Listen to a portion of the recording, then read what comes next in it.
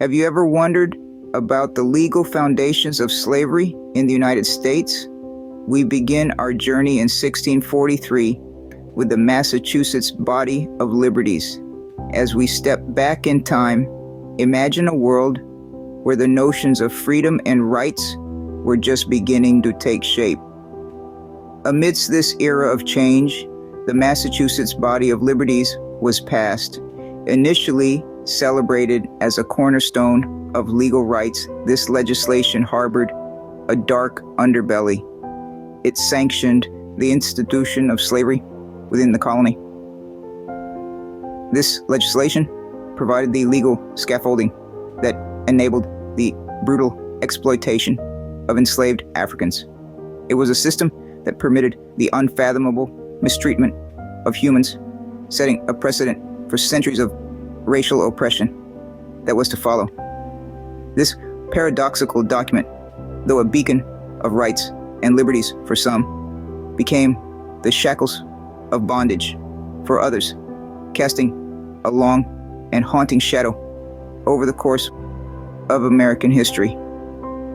So, the Massachusetts Body of Liberties, although seen as a step towards establishing legal rights, paradoxically paved the way for legalized slavery.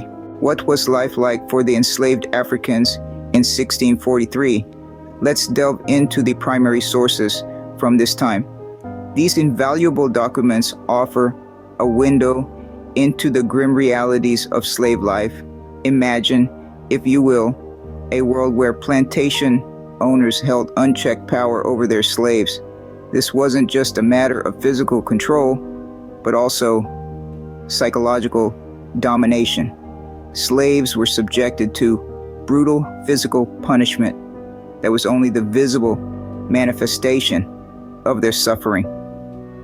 The psychological abuse was less visible, but just as damaging, with slaves living in constant fear and emotional torment.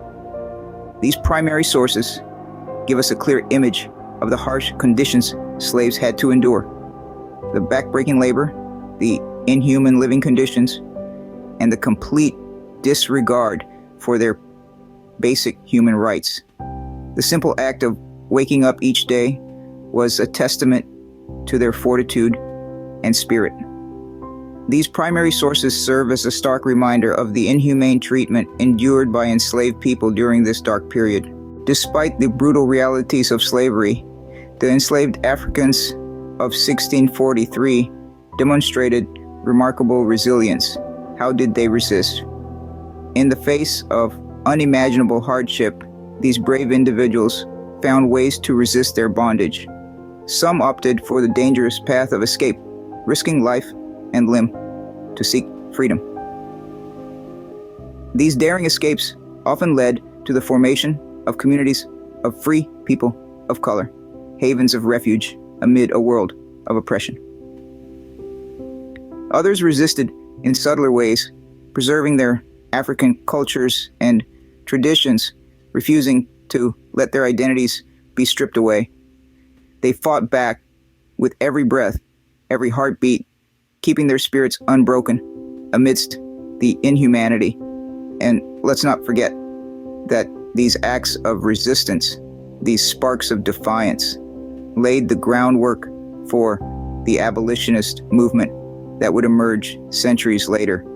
They were the first to challenge the institution of slavery, to dare to dream of freedom.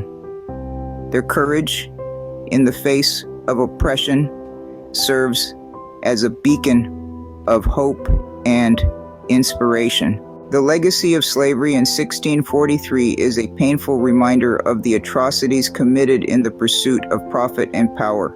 How can we heal from this? A question that demands an answer, a path forward. To heal, we must first confront this dark history, not shy away from it, but face it with open eyes and open hearts. We must acknowledge the suffering endured by enslaved individuals, their pain, their despair, their resilience, and their courage. This isn't about pointing fingers or assigning blame. It's about understanding. It's about reconciliation. It's about learning from the past so we can strive towards a future that is more just and equitable, a future where the horrors of 1643 are remembered, not repeated, a future that recognizes and values every human life, regardless of race or origin. By shining a light on the shadows of our past, we can endeavor to create a brighter future.